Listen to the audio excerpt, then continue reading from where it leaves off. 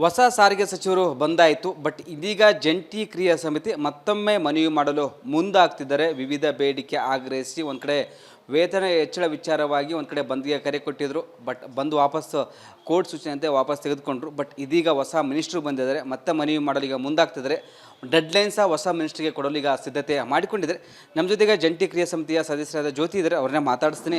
Madam, ಈಗ ಕಳೆದ ಬಾರಿ 12% ಸಂಬಳ ಹೆಚ್ಚಳ ಮಾಡಿ ಸರ್ಕಾರ ಆದೇಶ ಮಾಡಿತ್ತು, ನೀವು ಒಪ್ಪಲಿಲ್ಲ, ಒಂದು ಕಡೆ ಹೋರಾಟಕ್ಕೆ ಮುಂದಾಗಿದ್ದರೆ ಹೈಕೋರ್ಟ್ ಸೂಚನೆಯಿಂದ ವಾಪಸ್ ತೆಗೆದುಕೊಂಡ್ರಿ. ಇದೀಗ ಹೊಸ ಮಿನಿಸ್ಟ್ರು ಬಂದಿದ್ದಾರೆ, ಮತ್ತೊಮ್ಮೆ ಮನವಿ ಮಾಡಲು ಮುಂದಾಗ್ತಿದ್ರಿ, ಡೆಡ್ಲೈನ್ ನೀಡಲು ಈಗ ತಯಾರಿಸ ನಡೆಸಿದ್ರಿ. ಹೇಗೆ ಮೇಡಮ್ ಹೋರಾಟ ಯಾವ ರೀತಿ ಇರುತ್ತೆ, ಮತ್ತು ಮನವಿ ಯಾವ ರೀತಿ ಮಾಡಿಕೊಳ್ತಾರಂತ ತಾವು? ಈಗ ಹೊಸ ಸಚಿವರು ಬಂದಿದ್ದಾರೆ, ನಾವು ಅವ್ರನ್ನ ಭೇಟಿಯಾಗೋಕ್ಕೆ ಎಲ್ಲ ಅವ್ರಿಗೆ, ಯಾಕೆಂದರೆ ಅವ್ರಿಗೇನು ಗೊತ್ತಿಲ್ಲ ಇವಾಗ ನಮ್ಮ ಬೇಡಿಕೆಗಳ ಬಗ್ಗೆ. ಹಾಗಾಗಿ ಅವ್ರಿಗೆ ಒಂದು ಮನವಿ ಪತ್ರ ತಯಾರಿ ಮಾಡ್ಕೊಂಡಿದ್ದೀವಿ. ನಾಳೆ ನಾಡಿದ್ರಲ್ಲಿ ಅವ್ರನ್ನ ಭೇಟಿ ಮಾಡ್ತಾಯಿದ್ದೀವಿ, ಅವ್ರ ಅಪಾಯಿಂಟ್ಮೆಂಟ್ ತೊಗೊಂಡು. ಹಾಗೆಯೇ ಇವಾಗ ನಮ್ಮ KSRTC MD ಟ್ರಾನ್ಸ್ಫರ್ ಆಗಿದ್ದಾರೆ. ಈಗ ಜಾಗದಲ್ಲಿ ಇನ್ನೂ ಯಾರೂ ಬಂದಿಲ್ಲ. ಒಬ್ಬರು ಟೆಂಪ್ರರಿಯಾಗಿ ಒಬ್ಬರನ್ನ ನೇಮಕ ಮಾಡಿದ್ದಾರೆ. ಬಟ್ ಅವರು ಯಾರನ್ನು ಭೇಟಿ ಮಾಡ್ತಿಲ್ಲ, ಯಾಕೆಂದರೆ ಅದು ಟೆಂಪ್ರರಿ ಆಗಿರೋದ್ರಿಂದ. ಸೊ ಅಲ್ಲೂ ಕೂಡ ಒಬ್ಬರು ಬರಬೇಕಾಗಿದೆ. ಅವ್ರು ಇಲ್ದಿರ ಬಹುಶಃ ಇವರೇನು ಮಾತುಕತೆ ಮಾಡಲಿಕ್ಕಿಲ್ಲ. ಆಮೇಲೆ ನಮ್ಮ ಟ್ರಾನ್ಸ್ಪೋರ್ಟ್ ಸೆಕ್ರೆಟರಿ ಅವರು ಕೂಡ ಬೇರೆ ಬಂದಿದ್ದಾರೆ. ಮಿನಿಸ್ಟ್ರಿಗೆ ಏನಾದರೂ ಕಾಲಾವಕಾಶ ಕೊಡ್ತೀರಾ? ಸ್ವಲ್ಪ ದಿನ ಏನಾದರೂ ಯಾವ ರೀತಿ ಇರುತ್ತೆ ಮೇಡಮ್ ಅಂತ ನಿಮ್ಮ ಮನವಿ ಅಂತ? ಈಗ ಇಲ್ಲಿ ಅವ್ರಿಗೆ ಮನವಿ ಕೊಟ್ಟು ನಾವು ಅವ್ರಿಗೆಲ್ಲ ವಿಷಯಗಳನ್ನು ಬ್ರೀಫ್ ಮಾಡ್ತೀವಿ ಮಾಡಿ. ಮತ್ತು ಈಗ ಈ ಸರ್ಕಾರನೇ ಇನ್ನೂ ಸರಿಯಾಗಿ ರಚನೆ ಆಗಿಲ್ಲ, ಇನ್ನೂ ಅವರ ಯಾವುದು ಪೋರ್ಟ್ಫೋಲಿಯೋಗಳು ತುಂಬಿಲ್ಲ, ಅವರು ಕಾದಾಟದಲ್ಲೇ ಇದ್ದಾರೆ.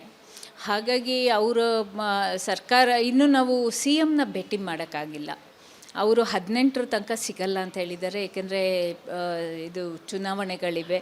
ಹಾಗಾಗಿ 18ರ ನಂತರ ಸಿಗ್ತೀವಿ ಅಂತ ಹೇಳಿದ್ದಾರೆ. CM ಮತ್ತು ಸಾರಿಗೆ ಸಚಿವ ಇಬ್ಬರನ್ನೂ ಮೀಟ್ ಆಗ್ತಾರೆ ಹಾಗಾದರೆ? ಖಂಡಿತ CM, ಯಾಕೆಂದರೆ CM ಇಲ್ದಿರ ಯಾವುದೇ ಇದು ಆಗೋದಿಲ್ಲ, ಬದಲಾವಣೆಗಳು ಆಗಲ್ಲ. ಮತ್ತು ನಮ್ಮದು ನಾವೇನು ಡೇಟ್ ಬಗ್ಗೆ ಬಹಳ ಪರ್ಟಿಕ್ಯುಲರ್ ಆಗಿದ್ದೀವಿ, ಆ ಡೇಟನ್ನು ಬದಲಾಯಿಸಬೇಕಾಗಿರೋದು ಸರ್ಕಾರನೇ. ಹಾಗಾಗಿ ನಾವು CMನೂ ಕೂಡ ಭೇಟಿ ಮಾಡೋರು ಇದ್ದೀವಿ. ಆಮೇಲೆ 23ನೇ ತಾರೀಕು ಕೋರ್ಟಲ್ಲಿ ನಾವು ಅಬ್ಜೆಕ್ಷನ್ಸ್ ಫೈಲ್ ಮಾಡ್ತಾಯಿದ್ದೀವಿ.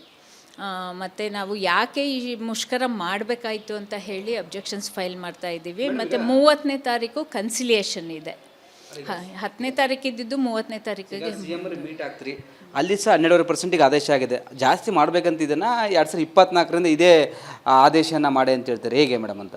ಈಗ ನಮಗಿಲ್ಲಿ 3 ಬೇಡಿಕೆಗಳು ಪ್ರಮುಖವಾಗಿದೆ. ಒಂದು ಬಹಳ ಮುಖ್ಯವಾದ ಬೇಡಿಕೆ ಏನಿದೆ ಅಂತಂದರೆ ಈ ಡೇಟು 1/1/24ರಿಂದ ಆಗಬೇಕು ಅನ್ನೋದಿದೆ. ಆ್ಯಂಡ್ 2ನೇ ಬೇಡಿಕೆ 12.5%ಇಂದ ಇನ್ನೊಂದು ಸ್ವಲ್ಪ ಜಾಸ್ತಿ ಮಾಡಿ ಅಂತ ನಾವು 20%ಗೆ ಕೇಳಿದ್ದೀವಿ. ಅದು ಮಾತುಕತೆ ಮಾಡಿ ನೀವು ಜಾಸ್ತಿ ಮಾಡಬೇಕು, ಕಳೆದ ಸಲ 15% ಕೊಟ್ಟಿದ್ರು, ಅದಕ್ಕಿಂತ ನೀವು ಜಾಸ್ತಿ ಮಾಡಬೇಕು ಅನ್ನೋದಿದೆ.